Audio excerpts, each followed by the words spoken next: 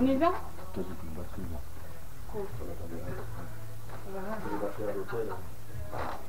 C'est bon? Vous avez tout ce que vous voulez? Je peux m'en aller?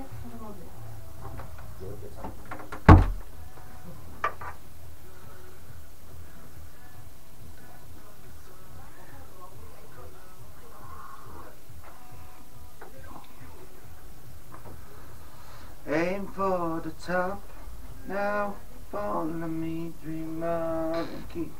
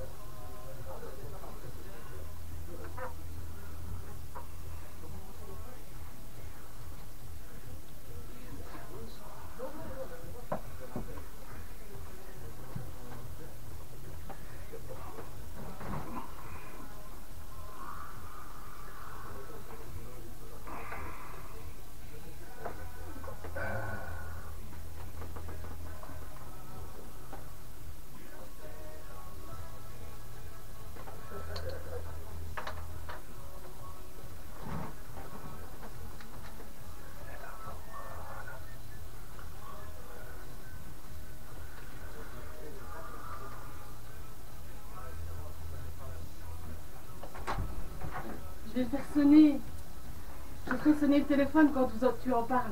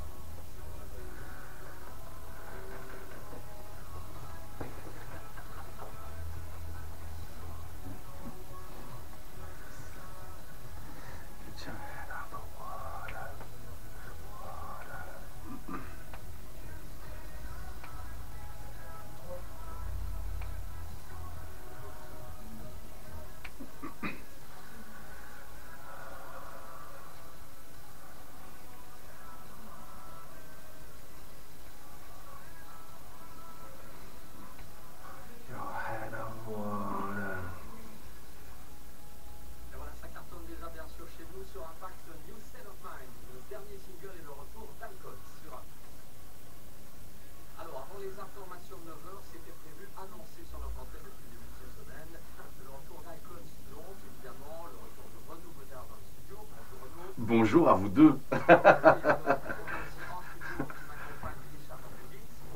Oui, bonjour Patrick, bonjour Renaud, merci d'être venu sur Impact FM pour le petit déjeuner matinal avec Patrick Dessart. On n'avait pas menti, hein. On avait dit qu'il y avait petit déjeuner, et il y a petit déjeuner. Il y a petit déjeuner, café, croissant, pain au chocolat, tout y est. Les ingrédients y sont pour une belle interview avec le groupe en vogue actuellement en Belgique, c'est le groupe Icons. Oui. Tout à fait, mais ça aurait été plus compliqué au niveau de la gestion, de la conduite pour arriver jusqu'ici. Mais franchement, j'étais étonné. Pour une fois en Belgique, ça roulait ce matin.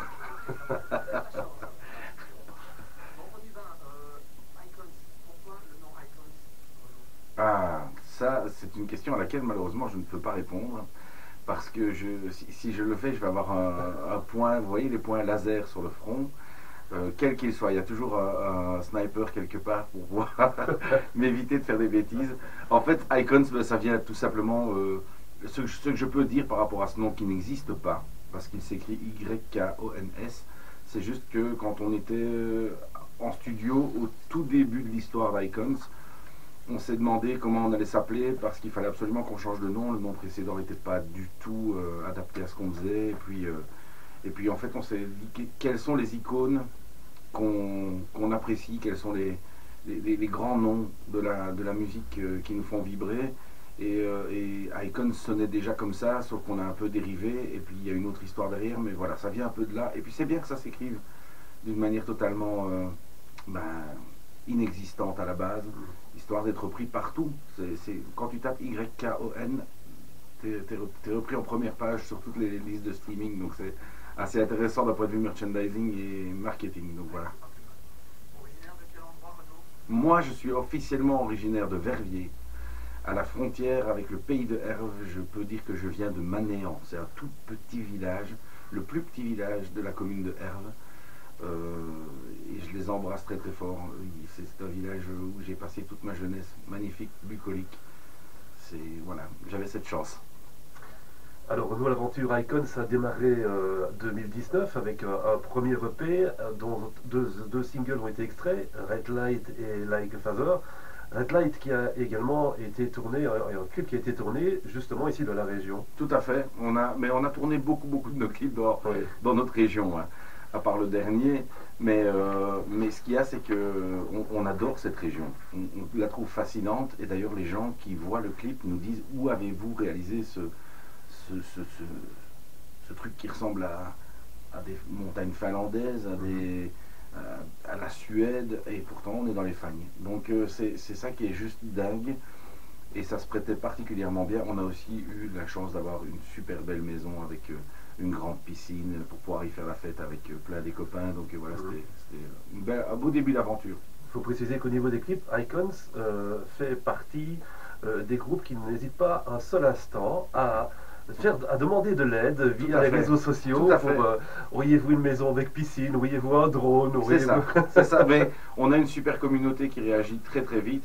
Et comme on fait de l'artisanat, c'est-à-dire que c'est nous qui réalisons les clips. Il n'y a pas de boîte de prod derrière, à part notre boîte à nous qui s'appelle Check Music Production. Mais à part ça, on gère tout de A à Z. On fait la réalisation, le script, le scénario, etc. On engage des acteurs pour certains clips, etc. Donc c'est vraiment un super boulot de A à Z, et on n'a pas peur de mettre la communauté à profit. Ouais. Donc on en revient à ce premier EP qui s'appelle Reflected, oui, qui a directement eu un succès phénoménal. Ça nous a permis, en tout cas Reflected, de rencontrer une personne extraordinaire qui est Charles de Schutter, qui est l'ingénieur son phare du rock'n'roll à Bruxelles, qui a travaillé avec Vanessa Paradis, avec Angèle, qui fait, voilà, c'est vraiment un monstre. Et lui nous a donné vraiment cet élan pour pouvoir dire: ok les gars, vous êtes capables de faire des scènes de dingue. Et on a fait des scènes de dingue dès Reflected. On a commencé avec le Botanique à Bruxelles, et puis on a suivi avec tous les grands festivals, notamment les Francopholies de Spa, sur une grosse scène. Donc voilà, ça a permis vraiment ce genre de choses. Et puis les titres sont passés en radio. On a commencé à avoir le son qui tournait un peu partout, et donc fatalement ça aide aussi pour pouvoir faire venir un maximum de public. Si on en revient au changement de nom, au changement de style musical, est-ce qu'à un moment donné on se dit ça ne marche pas comme on le veut avec l'ancien groupe, on va carrément changer de style? Est-ce que on se dit tout cela est plus ou moins programmé? Non, il n'y a rien qui est programmé. Et puis quand tu as le nez dans le guidon, encore une fois, c'est très compliqué de te dire pourquoi est-ce que j'en suis à faire des petites scènes, et il n'y a rien de négatif là-dedans. Tout le monde doit passer par là, parce que nous on est très contents d'avoir justement franchi toutes les étapes une à une, et d'avoir bien profité une fois qu'on était dessus, c'est-à-dire qu'on voyait la suivante, mais il faut avoir de temps en temps des gens très bienveillants autour de soi et les écouter. C'est-à-dire que quand tu entends des amis, quand tu entends des proches qui te disent: les gars, il faudrait changer ça, il faudrait changer ça. Moi, je me dirigerai plus vers là, parce qu'avec ta voix, c'est mieux ça. Et Dave à la guitare, il joue plus dans... Donc voilà. Tous ces éléments-là, il faut pouvoir les recevoir, et puis en discuter tous ensemble, sans se taper dessus. Ça a été parfois compliqué au début. Et quand tu trouves, alors, il y a tout qui déroule. Enfin, je veux dire, quand c'est fait sur de la bienveillance et sur le fait qu'on a tous la même vision et qu'on veut tous arriver à quelque chose de qualitatif, mais aussi pouvoir prendre énormément de plaisir. Si ces éléments-là sont réunis, alors oui, il ne faut pas hésiter à opérer des changements, en tout cas. Ouais. Donc cet album récolte d'ores et déjà le premier gros succès. On arrive à la préparation d'un nouveau single qui va sortir au mois de décembre 2020. Le single. Et là, en tant que, je veux dire, qu'artiste ou en tant qu'auditeur de radio, et quand on se dit, Icons, voilà, ils ont fait un superbe album, on est toujours attendu au tournant pour Oui. le deuxième. Oui. Qu'est-ce qui se passe dans la tête d'Icons et qu'est-ce qui fait que, à un moment donné, ça continue et le titre suivant, donc qui est Sequoia Trees, qui est sorti en décembre, fait que, boum, ça explose encore plus, quoi. Je vais juste dire que c'est un concept de chance, mais la chance, ça se travaille. Donc, moi qui suis très porté sur tout ça, sur le réseau, sur le côté rien n'arrive par hasard.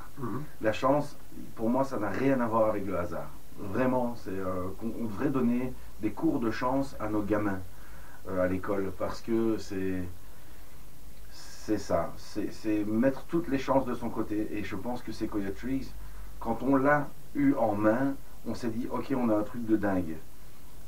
Et on a fait écouter à notre manager qui nous a dit, vous avez un truc de dingue, mais encore moyen que ce soit plus dingue. On est retourné en studio. On ne s'est pas dit, ok, on va faire avec ça. On a poussé chaque étape. Et en plus, malheureusement, je vais dire malheureusement, le Covid est arrivé. Personne ne sortait rien en Belgique. Et nous, on a décidé de prendre le risque de dire, ok, on lâche notre bébé et on va voir ce que ça va. Et ça a été un raz-de-marée. Sequoia Trees a été, en 2021, le 7e titre le plus joué en Belgique. Donc c'est un truc de fou, quoi. Oui. Si on regarde les écoutes, par exemple, sur les plateformes de téléchargement, sur Spotify, on est à 950 000 écoutes. Oui. C'est près du million. Oui, c'est ça. On est près du million. Et quand on parle des passages radio, je sais qu'on a passé les 10 000 passages radio. Donc, oui. Les gens qui ne connaissent pas Icons, quand tu leur fais écouter Sequoia Trees, ils disent, ah, c'est vous qui faites ça en fait. Effectivement. Donc c'est assez chouette pour ça. Ouais.